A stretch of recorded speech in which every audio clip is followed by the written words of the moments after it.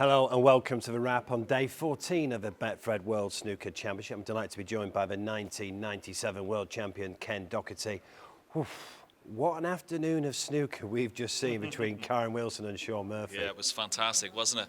And those last couple of frames for Sean Murphy were absolutely huge, you know, and you could see what it meant, you know, with the fist pumps. John and I, Virgo and I, were in the commentary box getting excited because it was a huge frame for him to keep his sort of chances alive in this tournament.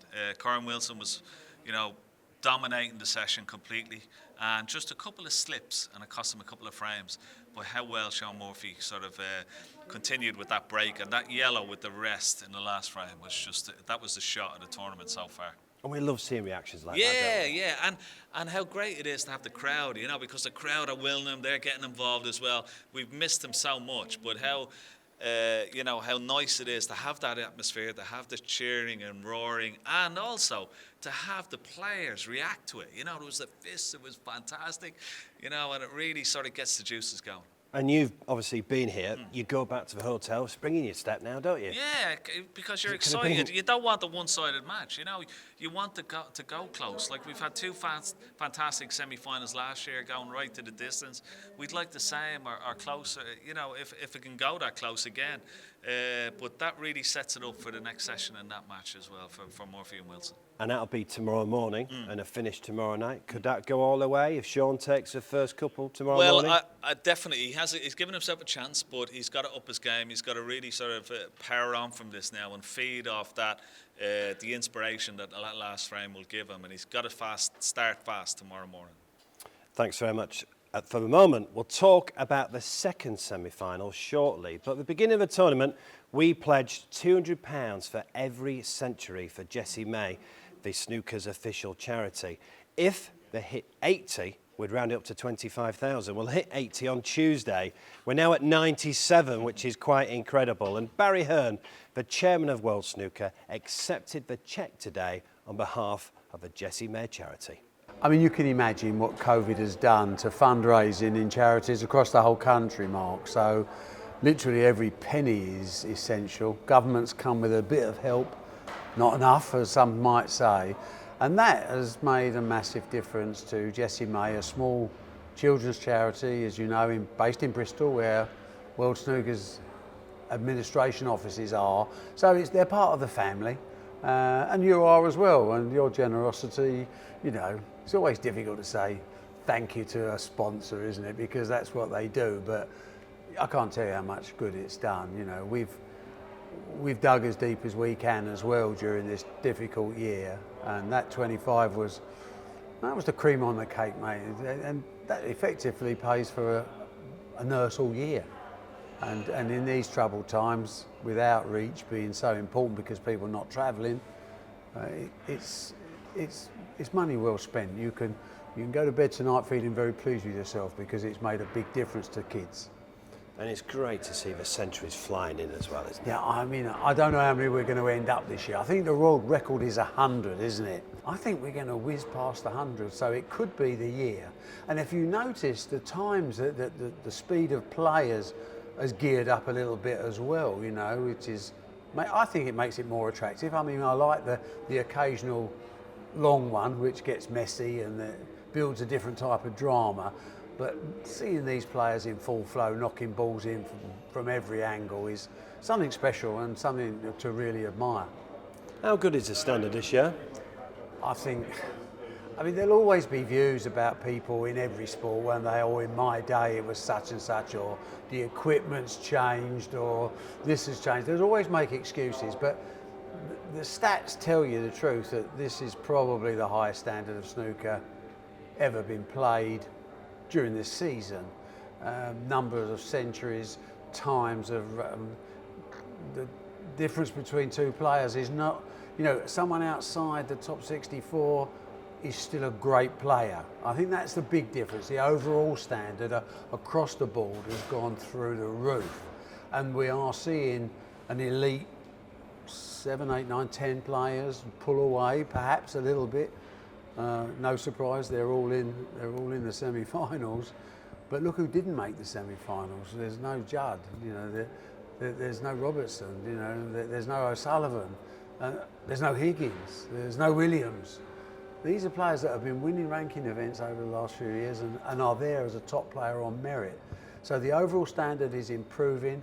I think the youngsters are going to take more and more control as time goes on because they're learning from at the feet of the masters, and then they're adding their own little bit of magic to it. And people like Kieran Wilson, Anthony McGill's played great, Jack Lizowski. These are stars that are coming through, and they're going to be a real handful going forward. 97 centuries, a record is 100. We're going to beat that. Oh, definitely, yeah. I mean, the standard has been amazing.